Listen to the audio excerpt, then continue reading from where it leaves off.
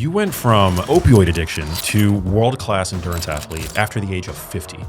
What flipped the switch for you? I grew up in a broken family, lots of violence. My brother is a lifelong heroin addict and criminal in and out of prison. My first job out of high school to pay for college was as a guard in a prison. After a few months of that, I just slapped someone in the face and they fired me. But when some of the clients at Enron heard about this, they're like, oh, I like this guy, he's crazy. So I got a job making twice as much money within 2 days and very quickly went from being poor to being very rich. If you think that money is going to make you happy, long term, you're kidding yourself as someone who was poor and then had money. When I had the money, it created just different stresses in my life and it created this imposter syndrome where I felt like I was one mistake away from losing everything. And that fear of having money and losing it was far worse than the thought of never having it. The only opinion that really matters to me is my own and the people that live under my roof. The famous longevity study on happiness at Harvard, they studied all these people for 100 years and the only thing that mattered for everyone was community and relationships. What do you think people need to know then about discipline? You're not gonna get what you want without discipline for the most part. The thing that you're avoiding the most in your life, that's exactly what you need to do. All of your anxieties are typically caused by things that you know you need to do,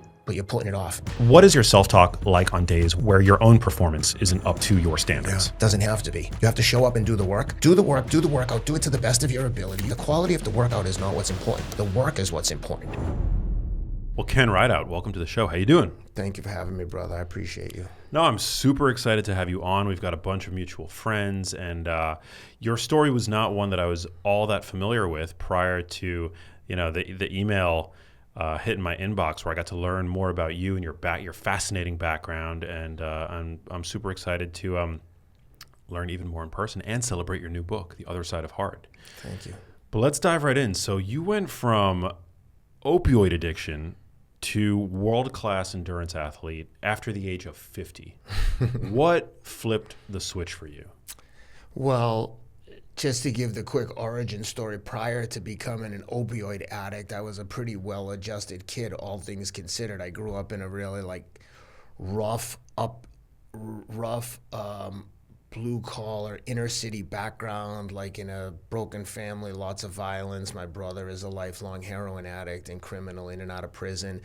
My first job out of high school to pay for college was as a guard in a prison. My stepfather had previously been an inmate there. My brother would end up being an inmate there multiple times. Thank God after I wasn't working there anymore. But it's funny, when I was working there, there was a guy called Mickey Ward who they made a movie, The Fighter, about, and he fought Arturo Gatti 3 times, legendary fighter. He was a guy, a corrections officer. The prison community attacks anytime I say guard, but it's for the layman is a guard. But I was a correction officer. Mickey Ward was a correction officer, and his brother Dickie Eklund, who was played by Christian Bale, was an inmate. So it was not uncommon for the guards to know, for the corrections officers to know all the inmates, because we all grew up together, and most of the COs there were one mistake away from being inmates themselves. They just hadn't been caught doing anything yet, but it was a really rough place. As soon as I started working there, I realized I have got to get my shit together, because I just wanted to go to college, play football, play hockey, and I had I had never even considered, what am I going to do when I get out of college? That to me was the final stop on my journey. And then I started realizing, I can't work here forever. This job sucks. And I could end up getting killed here. It was dangerous. Long story short, I went to New York as a pharmaceutical sales rep for 6 months, met a bunch of guys working in finance, got hired as a trading assistant on an institutional sales trading desk, trading commodities, electricity specifically. And again, long story, but when you're the junior guy there, you're getting bullied, getting hazed by the older guys, which is crazy. I'm boxing for the New York Athletic Club. I've worked in a prison. I wasn't the kind of person that would get bullied necessarily. I wasn't really a tough guy, but I was definitely not a victim. And after a few months of that, I just slapped someone in the face and they fired me. But when some of the clients at Enron heard about this, they're like, oh, I like this guy, he's crazy. So I got a job making twice as much money within 2 days, became a senior trader, was trading for Enron and all these big institutions, and very quickly went from being poor to being very rich. And as crazy as it sounds, and I tell people this all the time, if you think that money is going to make you happy, long term, you're kidding yourself. And I get it if you've never had money, but I'm telling you, as someone who was poor and then had money, when I had the money, it created just different stresses in my life, and it created this imposter syndrome or fraud complex where I felt like I was one mistake away from losing everything. And that fear of having money and losing it was far worse than the thought of never having it, because I didn't know what I didn't know. Now I knew I like this and I don't want to lose it, but I had no real confidence or adult skills. I didn't have like necessarily mentors or role models growing up. So when I quickly, my career ascended so quickly, and I got hired by Cantor Fitzgerald to go to London and run European and Asian commodities trading. Wow. So and right before I went to go to London, and I was intimidated. Like in that field, if you're the best salesperson or the best trader, now you're the desk manager of other men. I have no leadership skills in the formal sense. I mean, I know how to like kind of lead from the front and be aggressive, but I don't know how to like diplomatically lead other men. And I was just a fish out of water, and I knew it, and it was intimidating. I had a minor ankle surgery, got prescribed some Percocets, and when I took those Percocets, I was like, I have no anxiety whatsoever. I couldn't feel more confident. I mean, it was delusional and crazy, and people probably thought I was arrogant and nuts.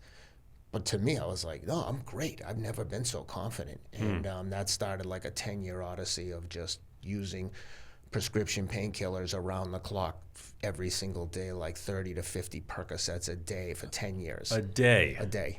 I had to take a couple of them. I had spine surgery about a year ago, and they put me on my ass. Yeah.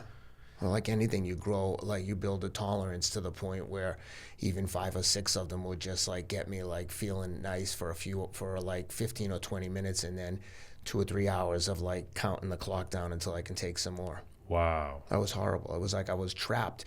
And like I said, prior to this, I was like a pretty well-adjusted person. I liked myself. I was like confident, and now I had destroyed all of like my natural confidence, and all of it became just a facade. So I was either high and happy that I was on these drugs, or ideating on suicide because I knew I was digging this hole deeper and deeper. And very quickly I realized, oh my God, I can't stop taking these pills. When I do, I'm deathly sick. Because when I moved to London, I didn't bring them with me because I was naive. I was like, yeah, I'm just going to stop when I get there. And I got so sick that I couldn't really get out of bed. And I had someone in Boston FedEx me a huge bottle of OxyContin. And once it got there, I was like off to the races. But now I knew I was trapped. And then I eventually found a shady doctor in London that would supply me like anything I wanted for money. I mean, it's got to be one of the hardest addictions to break. Yeah. Right? So how did you break it? Yeah, and it's funny, you know, when you say like a world-class athlete, I think of all the things that I've ever done in my life, that is by far, in my mind, the most impressive and the most difficult. Even though it was a self-induced, self-inflicted wound, I am very hard on myself about what I did to myself.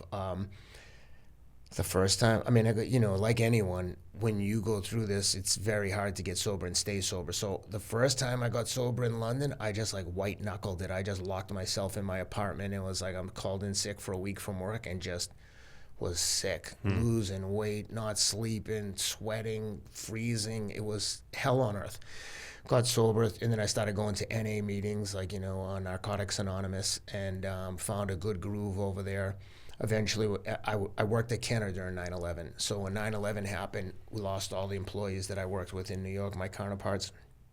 And credit derivatives was the most lucrative business at the institution. And my trading desk in London was making a lot of money, and I was doing a good job trading commodities. And they were like, hey, come back and take over credit derivatives. But if you can imagine, I have a degree in sociology. I barely understood commodities trading. I just knew clients and could get trades done. And now I'm trading like structured credit products, basically like derivatives or options on fixed income instruments, correlation trades, basket trades. It was so over my head, but I was like, I'm just going to fake my way through this. And I did. And I ended up making even more money doing that. And then the financial crisis hit.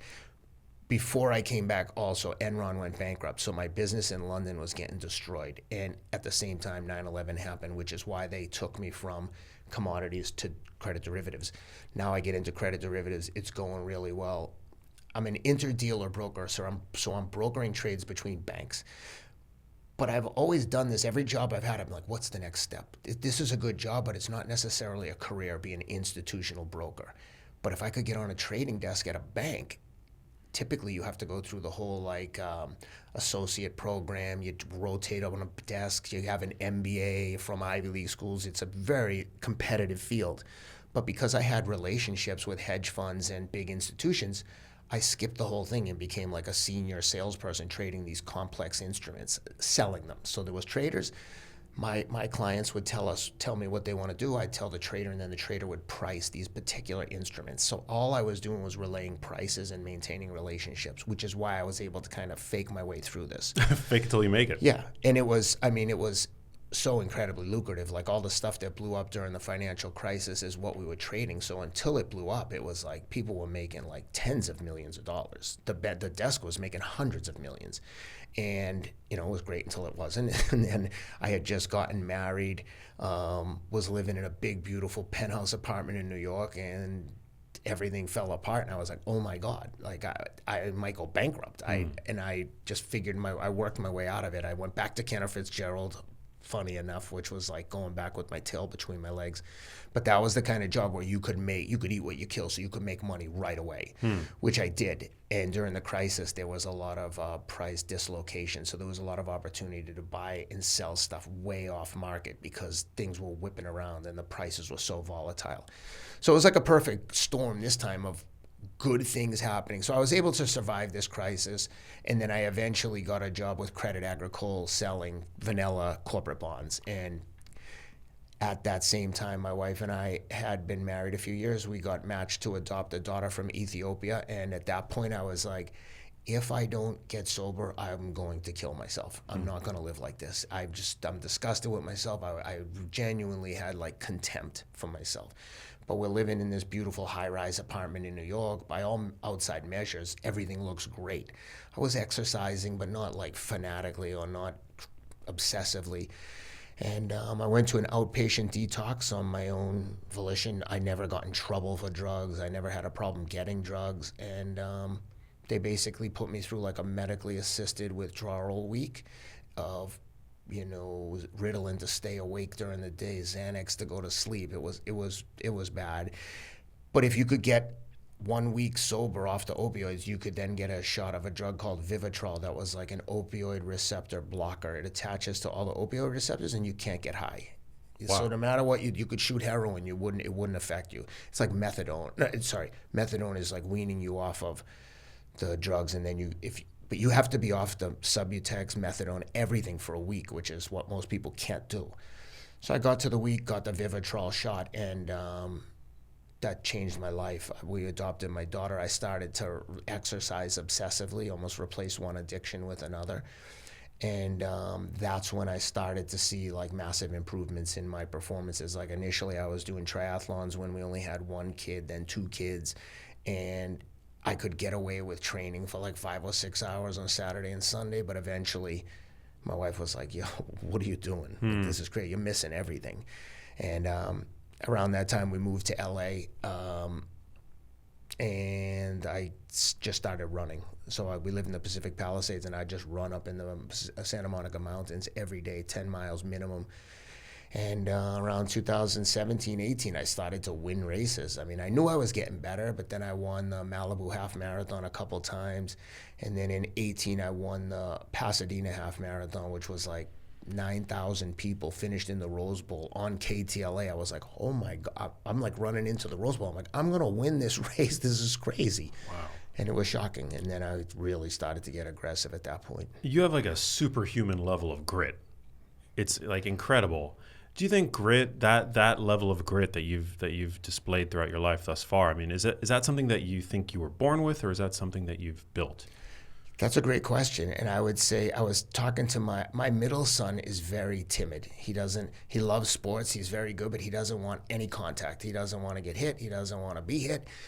And I was talking to him the other day, and he was like, yeah, I'm scared, of course. And I was like, you know something? I was always scared as a kid too. I just hid it really well. And what I said to him is, everyone is scared to a certain extent, but the people that get really good learn how to do things even when they're scared. And I would say that if I've done anything well, it's like doing things, really difficult things, being comfortable with being scared. But I definitely trained myself to be tougher. I wasn't always tough. Going through the addiction and shit really like thickened my skin, because I was like, I had been around losers my whole life, and now I was one of them. And I was like, I cannot believe I've done this to myself. I've got to make up for this. And you can see me. I don't have any natural special gifts. I'm not naturally huge. I don't have like big muscles. I'm just very average. But the one thing that I can control is the way I think about everything. And the nice thing, if anyone's listening and thinks that I have anything that they want, everything I've done is available to everyone. I have just convinced myself that I'll die to win and you'll have to kill me to beat me. And a lot of people say that, but very few people demonstrate it. And I think if I've done anything well, it's demonstrating like, no, yeah, I will literally, I'll die to win. But I couldn't compete if I didn't have that mentality. So on one hand, it's a blessing. On the other hand, it's a curse. But it's like, I heard Tom Brady talking the other day, and I'm not trying to compare myself to Tom Brady, but he said that when he would eat every day, even in practice, he was a psychopath. And he was like, that was the only way I knew how to win. And so I was thinking about that, and I'm like, yeah, I couldn't be here doing this interview with you if I didn't adopt some kind of psychopathic tendencies when it was time to like go dark. And you have to get to that dark place to push yourself to the brink of like collapse to get to the finish line of a marathon as fast as you can, because like typically the last like 5 to 10 miles you're thinking like, I'm gonna collapse. And I know it sounds crazy to some people, and that's cool. Some people are made to be participants, but for people that want to be competitive, that's the only way I know how to do it, is to like put it all on the line. And like I said, it's available to anyone, but I definitely have like conditioned myself to adopt that mindset and mentality. So I think that the silver lining to all this, or the light at the end of the tunnel to this whole story, is like anyone who wants to do this can do it. I was not a good runner. Didn't run in high school or college. I didn't even run competitively until I was like in my late 30s, early 40s. Well, what does the word balance evoke for you? Because it seems like you've lived a life that was pretty tilted towards the extremes. Yeah, I have no balance at all. My wife would be like, there has to be a balance here. And I'm like, I don't know how to maintain the lifestyle that I have without being out of balance. So we could do that, but I don't think we can have the thing. And my wife is not materialistic. She doesn't have fancy handbags. She couldn't care less about money. She just likes she just likes to like have a nice, comfortable house. And I'm like, I don't know how to get to where I'm going without focusing all my energy on whatever's at top of mind right now. So if it's like I've got a race coming up in a few weeks, I have to devote a lot of time and attention to that, to the extent that even when I go to races and people are like, oh, do your kids come and watch? I'm like, race, that's like work. It's like I'm going to take like the medical boards or the bar exam. I can't have distractions when I'm there. And I'm a jerk. I'm like, until that race is over, I'm like, it's all about me for the few days. So I just go by myself, and if I'm traveling, and I stay in a hotel by myself, and typically don't even leave the hotel. Wow. Yeah. Is it obsession or is it just passion? Well, probably a little bit of both, because I'm super passionate about it, but I definitely have replaced one addiction with another. But I said to people like, listen, I don't have all the answers. Like, do not take advice from me. I don't know how to tell people. It's like people asking me what running shoes they should wear. I'm like, how do I know? Like, I don't ask the Daytona 500 winner what tires he has on his car so I can put them on my, pickup truck. I'm like, you have to figure out your own way. So don't take my advice. But for me, this is the only way I know how to stay sober. And one of my addictions had me wanting to kill myself and hating myself and living in a constant shame storm. And the other addiction has me here talking to you about my new book. And I'm like, but I'm also not oblivious to like being I think I have a very healthy relationship with my family, with my children, and at the end of the day, the only opinion that really matters to me is my own and the people that live under my roof, and they seem to like me. So I'm trying to that's, at the end of the day, the only thing, in the famous longevity study on happiness at Harvard, they studied all these people for 100 years, and the only thing that mattered, the overriding theme for everyone was community and relationships. And I think about that all the time, and I love my friends. The people who are my friends, they know if they called to me and said, someone's coming to my house to beat me up, I need help. Some people are gonna be like, I'll call the cops. I'd be like, I'm coming right over. You know what I mean? Like if you have a few friends like that, you're very lucky. Because most people are like fair weather friends. So I value and cherish and love my friends and my family, and consider myself to be a very good friend, and that's probably more of an obsession than the exercise or anything else, is maintaining quality relationships. Super important. I'm a super loyal friend. Everyone who's mentioned you to me, that when I told them I was doing this, they loved you. Wow. Everyone spoke very highly of you. Thank you. So Wow. you should know that. That's flattering. Yeah. No, I value my relationships, and I will say I'm not always the best at nurturing them, but I'm incredibly loyal. So if anybody ever in my life needed anything, or, the idea of losing people from my life is something that's very painful to me. It is super interesting, your archetype, I don't know Rich Roll all that well, although we're friends, but I know that he's come from a similar background of addiction, and he was able to funnel that, whether you want to call it addiction or obsession or unadulterated passion, he's transmuted that into this passion for endurance sports, as have you. And pretty much every great performer that I know, in a way, might from the outside be considered obsessed, but it's that level of obsession that drives them ultimately to be, at the tops of their field. Yeah, no, I agree. And the one thing I love about Rich is, like, he's so introspective that once he was done with his endurance journey, he kind of moved on to the next chapter. I think he's like very, very into being a creative. I think in a perfect world, he'd love to like write screenplays and write books. I know he's working on another book. But a lot of people, when they meet, when I tell them that I'm really good friends with Rich, like, I love Rich, he's a good friend, they're always a little bit surprised, because they're like, wow, I wouldn't imagine you and Rich to be friends. He's a lot more introspective, a little bit more reserved. But I think that's why we get along, because we respect each other's differences. And, he's a special guy, and he's been incredibly kind to me. I wrote a blurb for the book. That's amazing. Yeah. I think you just have to, I think like obsession kind of has this negative connotation to it. But again, I think like to be at the top of your field, there is a level of obsession that you do have to adopt. I'm obsessed with the work that I do, the research that the rigor that I put into the research that I put out to my audience. I know, I've many musician friends, and they approach their craft with the same kind of obsession that you're talking about. What is it about maybe it's your upbringing, maybe it's just your brain that has driven this level of obsession that has led to success in so many fields? Whether it was in business, now it's in running. Maybe you could sort of unpack that for us. Yeah, I wish I had an easy answer for you, but I think it's a combination of all the things that I've been through. I'm sure that there's an element there of like wanting to, like the young kid trying to like vie for my dad's affections. My parents were divorced, so my dad would come and get me and take me to hockey. That was the only thing we ever did together, was go to sports.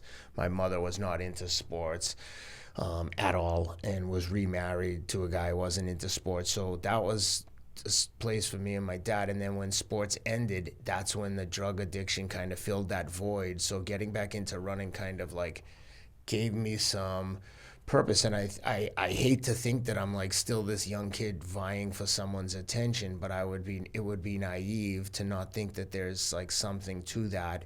And I'd also say that whereas the drugs and my addiction put me into this shame storm and made me feel terrible about myself in ways I can't imagine, and that I would have never imagined, the running has given me some pride, and it's kind of balanced out some of that shame that I had dealt with. And I also think now there's an element of like, look, we all have one main responsibility, whether we like it or not, and that's the responsibility to take care of ourselves. Like, your number one responsibility in life is to take care of your own mental and physical health.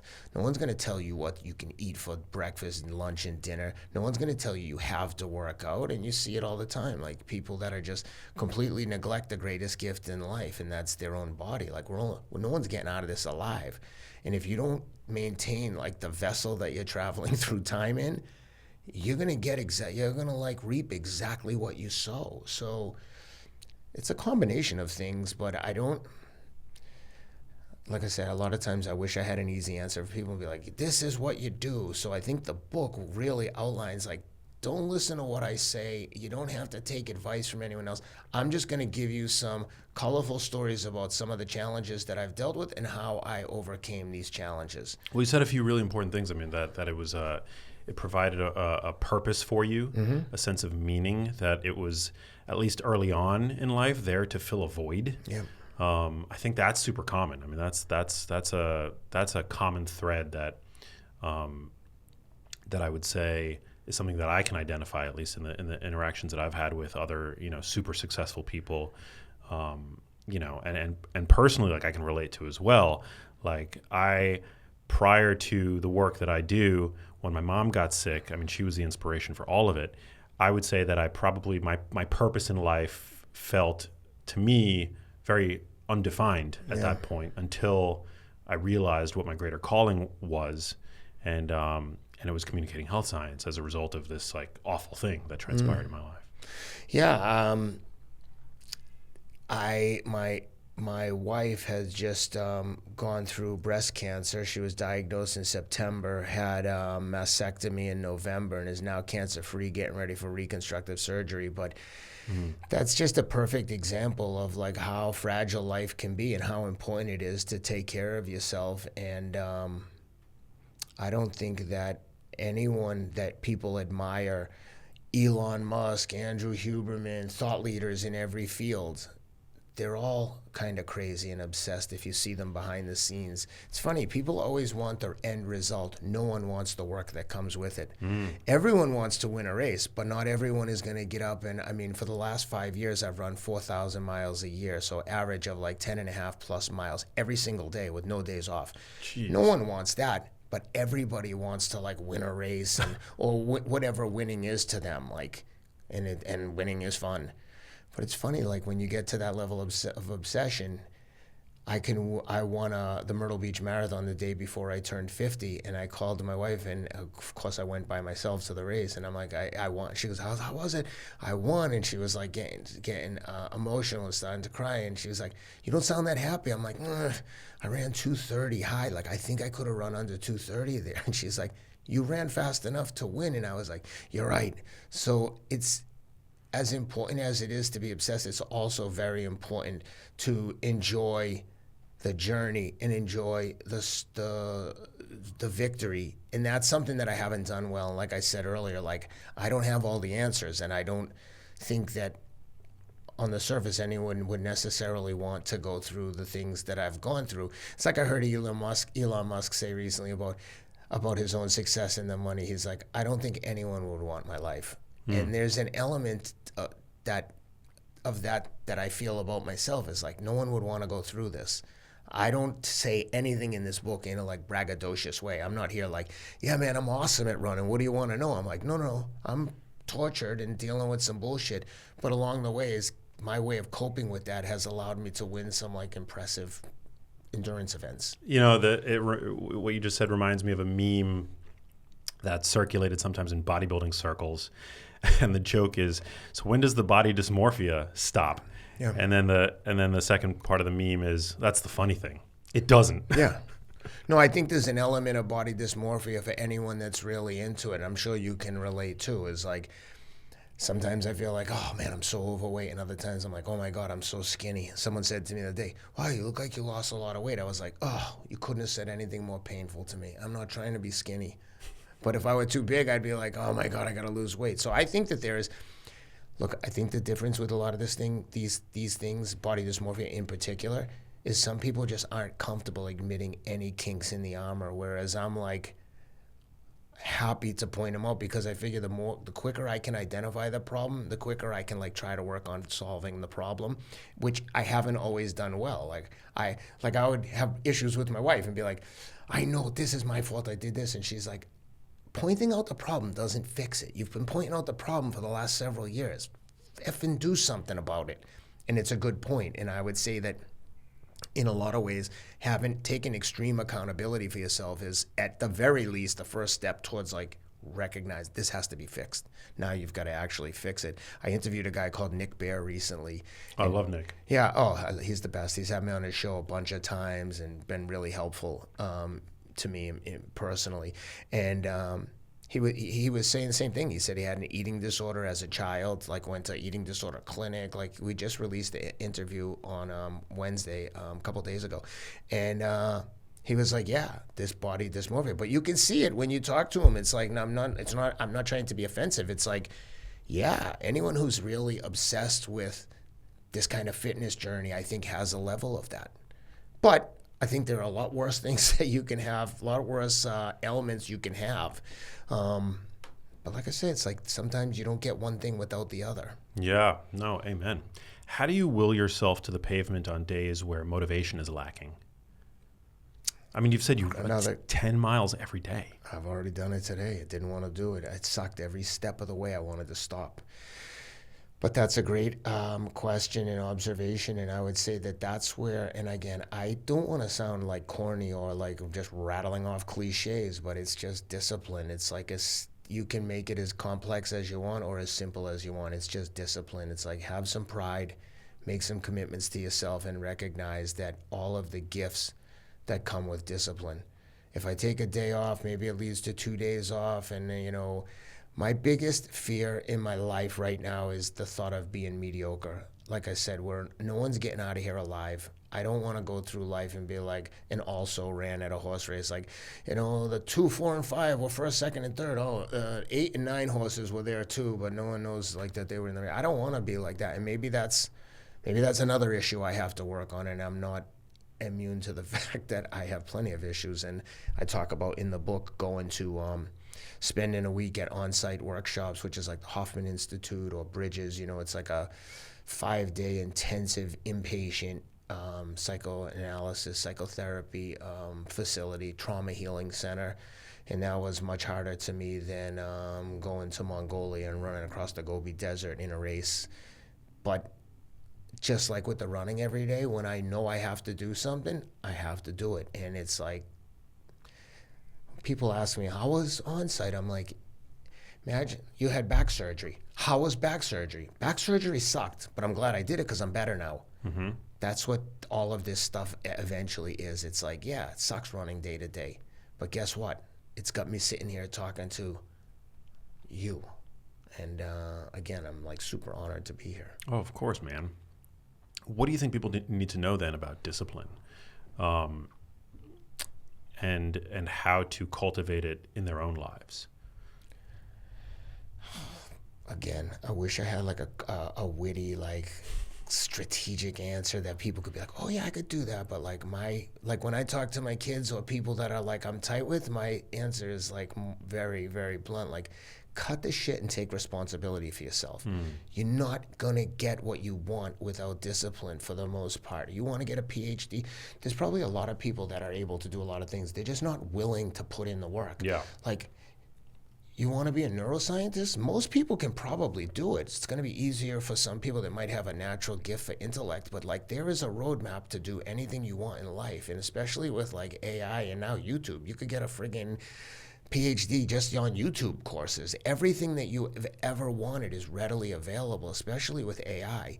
So it's like, how are you willing or able? Like, there's a big difference. Like, most people are able to do a lot of things, but not everyone is willing to put in the work. And I think that, like Ryan Holiday, the obstacle is the way. The thing that you're avoiding the most in your life is telling it. That's exactly what you need to do. All of your anxieties are typically caused by things that you know you need to do, but you're putting it off.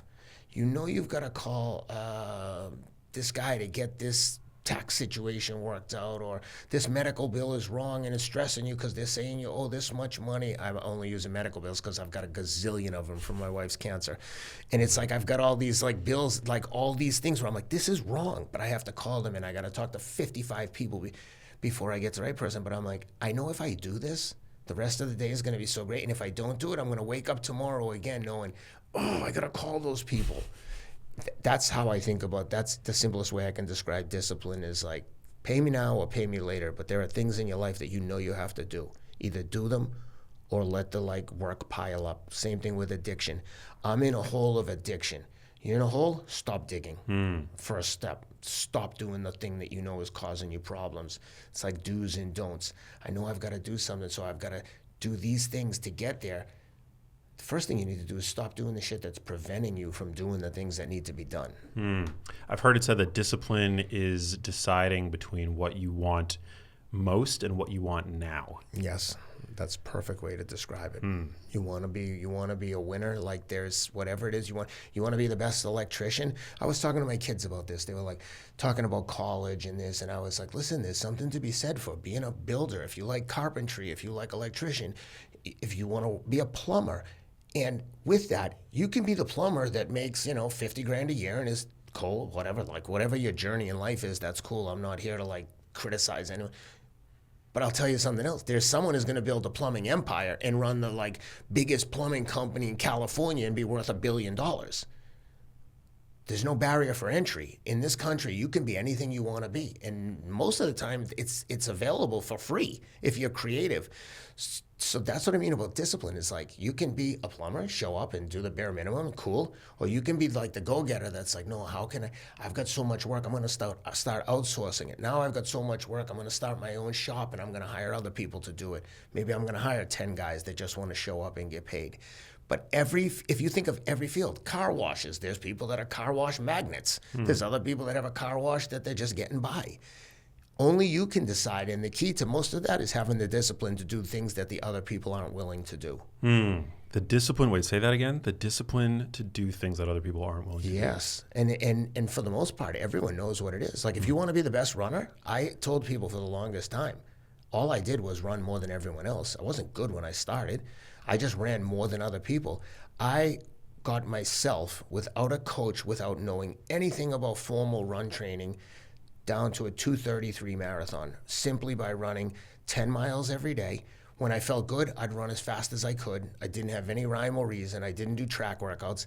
And then on the weekends, one weekend day a year, for one weekend day a week for about 12 weeks, I'd go down to the beach and I'd run a 20-mile progressive run. So I'd start out pick comfortably, and I'd slowly just turn the screws and ramp it up and finish at 5:30 pace, and literally drop into the sand feeling like, how am I even going to walk back to my car? But anyone can do that. And just from that discipline alone, I ran a 2:33 marathon in Tucson in 2017. Then I hired a coach and got down to 2:28 in the first. After 12 weeks working with a coach, I went from 2:33. And when I ran 2:33, I then ran 2:34, 2:35. I just couldn't get faster. Hired a coach in 2:28 the first time out, just by fine-tuning the training, specifically to train like a professional runner. Wow. Yeah, talk to me about what is the mindset? I'm always interested in the mindsets of champions such as yourself. Like, what is your self-talk like on days where your own performance isn't up to your standards? Yeah. No, that's a great question, because it doesn't have to be. You have to show up and do the work. But before I hired a coach, I could never run as fast in training as I would in a race. On race day, I would just rise to another level where I was like, I can't believe I'm running this fast. But when you're doing workouts towards a marathon. So let's say you're training for 12 weeks and you've got 2 workouts a week, like one is on a track, one is on the road. So you're doing 3 miles at race pace, a mile recovery, 3 miles at race pace. Many times those workouts suck. I look at them, I'm like, honestly, I'm barely running under 6-minute miles, which I get, it sounds fast. Everything is relative. So disregard the times for the people listening. That's like, oh, he's a jerk. That's crazy fast. Not if you're trying to run a 2:10 marathon, to the pros. They're running 140 miles and doing their workouts close to sub 5-minute miles. So all that to say, if I'm trying to run my best marathon was 5:39 per mile for 26 miles. So if I'm trying to run 3 miles at 5:45 pace, then a mile recovery, and I'm trying to do that. If I'm barely getting under 6 minutes, I'm like, how am I ever going to do this on race day? Why is this so hard? But like anything, with experience, you come to realize the quality of the workout is not what's important. The work is what's important. It's like if you're trying to write a book and you're journaling and you read the journal, you're like, this doesn't make any sense. I sound like I'm a special needs. This is crazy. Doesn't matter if the book comes out the way you want it to. So if you try to overanalyze the, what do they say, major and the minors, you're wasting all your time. Do the work, do the workout, do it to the best of your ability. You know if you're trying hard. Like if I'm trying hard and the times stink, I'm just like, F it. I'm just building resilience. Same thing if it's snowing, raining, and I can't do the workout. I'm like, I do not want to be out here in this rain, in this snow. But you know what? I know most people aren't going to do it, so I'm one day ahead right now. And I really tell myself this. It sucks the whole time, but I convince myself that like I'm doing something that other people aren't willing to do, even if it's not true, which is the other thing that I would say is very important to people. Your own self-talk no one else has to believe it. You don't even have to believe it. When I show up to a race, I'm like, when I was raising money for the asset management firm I worked for here in LA, we met with a bunch of placement agents, big, prominent agents. They were like, we don't think we can raise money for this. You guys have never had a discretionary fund. Why do you think you can do this? And I said to the guy, I think I'm going to win the effing Boston Marathon until someone beats me. Why would I show up to any endeavor thinking I'm going to lose? And yeah, it's crazy. I know. Obviously, I don't think I can win the Boston Marathon, but in my mind, I'm like imagining greatness. I'm like, yeah, I'm killing everyone. And obviously, there's that other voice that's like, oh my God, you're going to embarrass yourself. You told everyone you were doing this race. But I only need this voice that's saying we're going to kill to be like 1% louder than the beta. And as long as I can have that guy more present than the negative loser, and I've been a loser, so I know that voice. I'm like, no, you're a loser. You have done us no favors. Get out of here. And I literally go through this. And one other thing that I'll say that has helped me, I tell people all the time, you will never escape the feeling of quitting. That sting of quitting will last with you for the rest of your life. And I can tell you that because I know, because I quit. First time I qualified for the Ironman in Hawaii, I was so happy to get there. It was like, for a 40-year-old man, it was like, who was obsessed with triathlon, like a lot of the other triathlon nerds. I'm like, I'm going to qualify for Kona. I'm new to triathlon. It's a huge accomplishment. I get out there, bring my wife. I had 2 kids at the time. She's standing on a Leahy Drive on the run course. I come running down. She's recording, and I'm just like, cut. I can't do it. I'm getting killed. It's too hot. I told myself every excuse under the sun to justify quitting, and I walked back to the transition area like a dead dog loser, got my bike, humiliated, but that changed my life. That was when I was like, I will never, ever do this again. I will never disrespect myself, the race, the other people. Someone else could have had this spot who would have showed up and died to finish. And I went back the next year and did like a 9:39, which is pretty fast for an Ironman. And matter of fact, to qualify for that race, I finished like 5th or 6th overall at Ironman Wisconsin, won my age group. I mean, I almost won an entire Ironman. Damn. But if I didn't quit, I wouldn't have had that. But I tell you right now, I never want to feel. When I think about that feeling I had in Hawaii quitting, like if I think about it too much, like I'll start getting emotional and on the verge of tears. Because I'm like, well, how did I do that to myself? Because I can't escape that feeling. It's not like, oh, I won and I made up for it. No, but you also quit and it's never going away. So all of the things that I'm telling you, and the listeners, from experience. When I tell you the sting of quitting lasts forever, I'm telling you because I know. I'm not like making shit up and telling people like what they want to hear for like Instagram reels. This is the reality of my life, and I'm just sharing the stories here that hopefully other people can read and be like, you don't have to be perfect. It's never too late, and anything you want is on the other side of hard. Everything is hard. You want to start a podcast? Cool. It's a podcast, perfect example. Anyone can do it. No barrier to entry. Why are some shit and others are awesome like yours? It's like that platform is available. Anyone who wants to try, come on in. Water's warm. And it's like same thing with like I was saying earlier about the plumber, the electrician. Is like there are people in every field that are going to rise to the top and make a massive career for themselves, make a lot of money. And there are other people that are going to be like losing money doing it. What's the difference? Obsession, drive. It's not like you showed up and you're like, oh, I'm a savant at podcasting. No, you figured it out. You got the lights right. You got the cameras right. You work with the right people. It's just, to me, it's so elementary. It's like, it's available. But the question is, what are you willing to do? If you think you're going to fake your way through being a podcaster, you're shoveling shit against the tide. Oh, no, you can't. But it is funny because when I remember distinctly when I launched my podcast, I didn't think that I was going to be any good at it. I remember having these thoughts that there were already enough podcasts. Yeah. Like, did the world need another podcast? And I launched my podcast in 2018. Yeah. Like, Yeah, almost 10 years ago. I launched mine 3 months ago and have all the same feelings. And then at some point, a couple people tell you that they love it and it's one of their favorite podcasts. And I'm like, I'm going to trust the people that are listening. I'm not going to listen to the voice in my head telling me to, like, don't be an idiot. There's already too many podcasts like this. That people have written 1 million books. And so did I. Someone's going to write the friggin' next massive bestseller.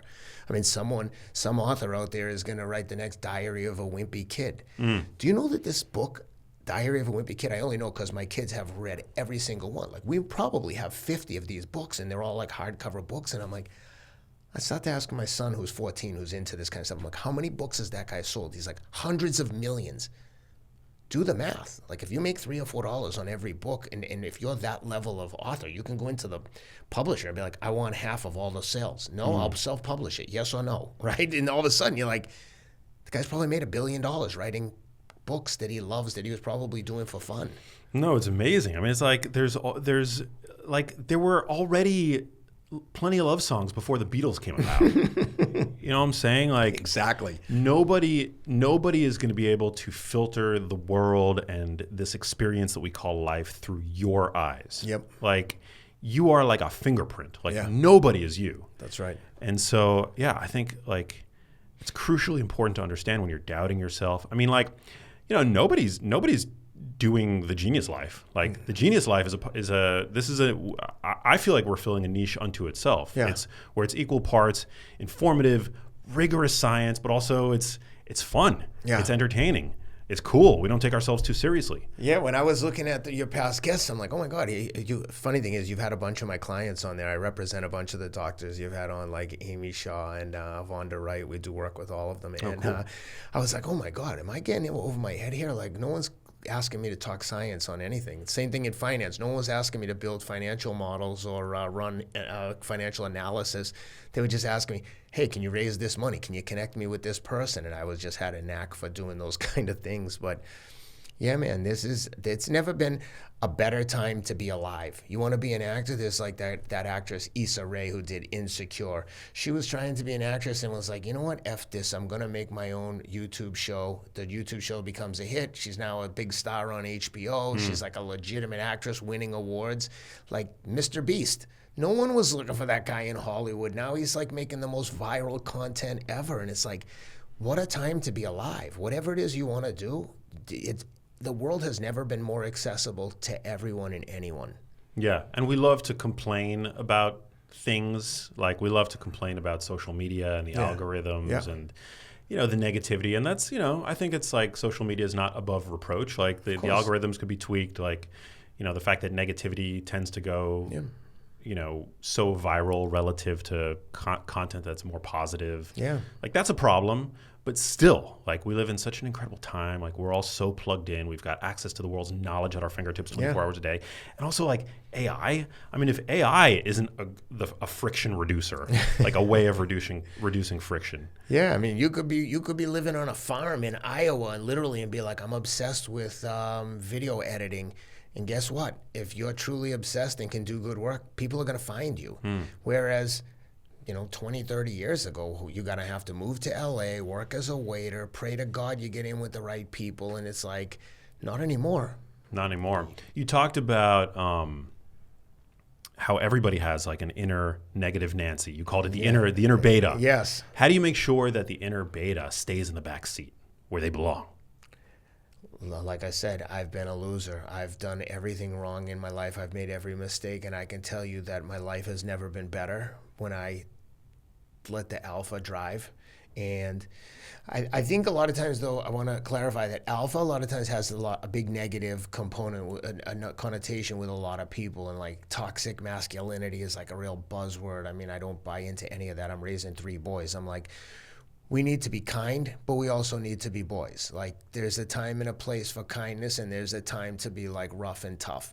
And sometimes we're not looking for fights, but when it's time to fight, like if you're not ready for that kind of, you're gonna get run over if you don't know when to stick up for yourself and be tough. And it's just the reality of life. And I know some people are gonna be like, "Oh, this guy's crazy," but like, okay. No, but women also have an inner alpha. You know, I completely agree. It's not as like, we don't associate the alpha with with women the way that we do with the alpha male, but like my mom was an alpha. That's right. You know? No, I think there's never been a better time for women too. I think that looking at the U.S. women hockey team, right? I think that just watching those girls kick ass, like I loved it. I loved it, every bit of it. I loved it as much as the guys. And I have a daughter too, and I tell her, we're not victims here. We don't get pushed around. Like, we stick up for ourselves even when it's uncomfortable.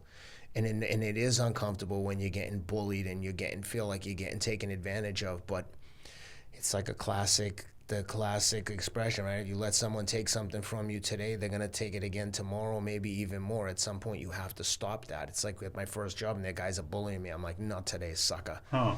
And I slapped the crap out of him. Wow. I mean, it was terrible decision and probably could have ended very badly. But I was like, literally, I got fired. I'm like, oh my God, I've been fired from my job. That, what I thought was the biggest mistake of my life, ended up becoming like something that became the source of my life turning around. The people that heard about it were like, good for you for sticking up for yourself. I want to do business with you. And I wouldn't recommend slapping anyone, but sometimes people need to be slapped.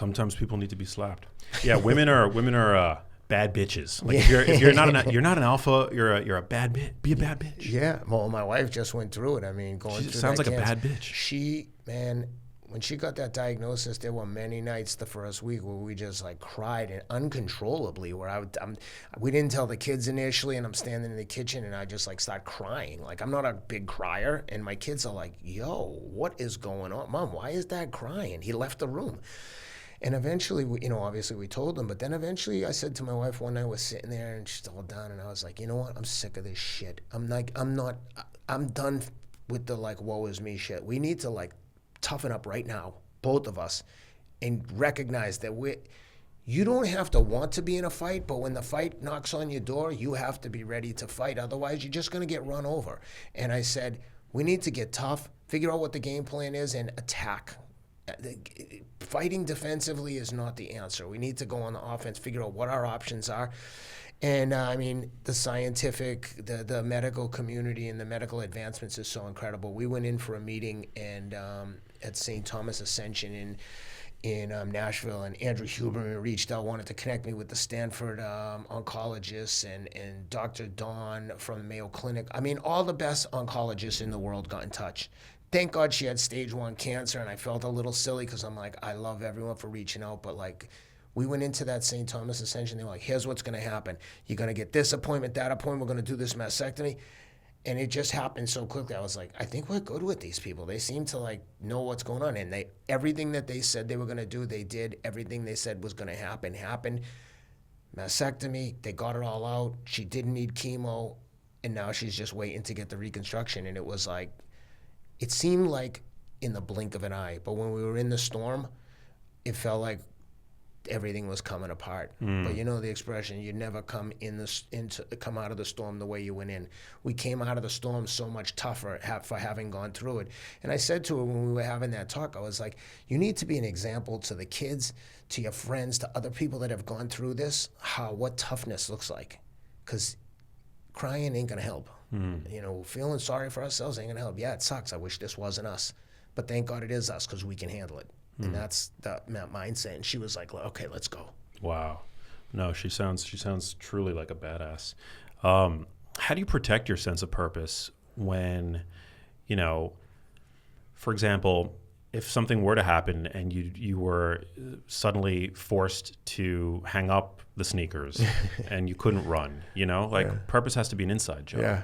I tell my wife asks me that all the time. I said, I'm going to be a Masters world champion swimmer. She's like, what if you can't swim? I said, can I do pull-ups? Do my arms work? I said, I don't know. I'll find something. And then I said, if nothing else, I don't know, maybe I'll become a philosopher. Wow, you are a fighter. What are you going to do? I don't want to roll over and die. I'm going to die eventually anyway. I want to go out being like, yeah, I tried everything. I did it all. It's like when I did the picture on the cover of the book is from race in Mongolia called the Gobi March, which was a 155-mile, 6-day stage race across the Gobi Desert. And I was talking to my friend who was the CEO at Equinox, Scott Daru. He's now, funny enough, the CEO at Ironman. And he was asking for advice about running and just chit-chatting. And I was like, what's the race you're doing? And he's like, I've always been like, I liked adventurous travel. I haven't done a ton, but I like the idea of exotic places like Mongolia. And he's like, oh, I'm doing this race, blah, blah, blah. It's in 5 weeks, 4 weeks. It was close. And I was like, dude, I think I can win that race. I'm looking at it online. He's like, why would you say that? Have you ever run an ultra marathon? I'm like, no. He's like, what about running with a backpack? Because it was self-supported. So everything you needed for a week was in a backpack. Think about all the food you'd need for 6 days if you're running like 30 to 50 miles a day. And you got to run with that pack on. Yes. 90% of it, when we were up steep mountains, you'd have to like power hike. You couldn't really run. But I mean, I ran the majority of this thing. And I mean, I was chafed everywhere. I had like no skin on my shoulders, my hips. It was a mess. But Scott was like, you should email the race director. I bet they would love to have you. And at that point, I had been in the Wall Street Journal and the New York Times described me as the best runner in the world over 50, a marathoner, which was humbling. I'm sure there's a lot of people that were faster, but on the days when the race happened, I was the fastest. It's like winning the Olympics, but there's someone else has the world record. I'm like, I can't control who shows up. I can only race the people that are here. So long story short, the woman let me in. They were happy to have me. I showed up there in Mongolia 24 hours before the race started out in the desert, and we were in Ulaanbaatar, and they bust us out, sleeping in tents. I've never slept in a tent. I'm a baby when it comes to travel. I want to stay at the Four Seasons. I want to fly first class. I've been poor my whole life. I don't want to be like that anymore. And it's funny because my wife would be like, we're taking the kids to Hawaii. She's like, well, I don't want the kids to fly first class. I said, okay, I'll tell you what. I'll buy the first class tickets, or I'm not flying a coach. I'll sit in first class, but I don't want to feel guilty. I'll give you guys the money, the difference, and you guys can spend it. And she's like, and she asked the kids, they're like, we all want the money. I was like, okay. I said, I'm not going to feel guilty and be like a jerk who's like, oh, the dad's in first class, but I don't want to do that. She'll buy herself a Birkin bag. Yeah. Oh, yeah. No, she would. In a million years, if you gave it to her, she'd sell it on eBay. She would never. So I show up there, get on to the race. The first day I get trounced because I wasn't acclimated. And I didn't know anything. All the racers there were like really experienced adventure racers. And then the second day I won the stage, but I was still down by like 8 minutes. And then on the fourth stage, it was me and there was a Swiss guy who was really strong, like mountaineering type guy. Very stoic, didn't say anything. It was just him and I alone on a 50-mile stage. And around 40 miles, he started to like waver and fall apart, and then started to like really struggle. So I basically was like giving him first aid, giving him my water. You could get water every like 5 to 10 miles, but what you had is what you had until you get to the next checkpoint. And you're in the desert. There's no people watching. There's no support people. There were trucks that would go through the race course like maybe once per day. And thank God, after this guy, he's like, I'm going to sit down. I'm like, dude, we need to get to the next checkpoint. Like, you can't stop here. And they came by, thank God, after a little while and rendered first aid, took care of him. And then I was like, later, and took off. And I won that day by 90 minutes. And that's when I won the race. And to the guy's credit, like, that was like, say the race started Wednesday morning, the 50-mile stage. We finish Wednesday night. We don't race again until Friday because most people need a whole day to get through 50 miles with this backpack. I got there at like 5 o'clock that night. So I had a whole day of hanging out in this camp, which was the worst part because I was like, I just want to get this over with. But that Swiss guy came in, rested all day, got up the next day, and the last hard day was 26 miles over some mountains. And with like a mile or two to go, he just ran away from me. And I'm like, I cannot believe this guy's back from the dead. But I was so far ahead at that point, I had already locked it up. But it was there's great stories in there. Insane. My backpack ripped on the second day. In that picture, I'm wearing a woman's backpack because she dropped out and like let me use her backpack because the strap ripped off. Wow. Everything you want is on the other side of hard. And you choose your hard at the end of the day. That's right. I mean, life is hard. Launching a podcast is hard. Writing books is hard. Running across the desert with a 90-pound backpack on. I mean, that's pretty damn hard, but you choose it. You know what else is hard? Being mediocre and underachieving and living an unfulfilled life.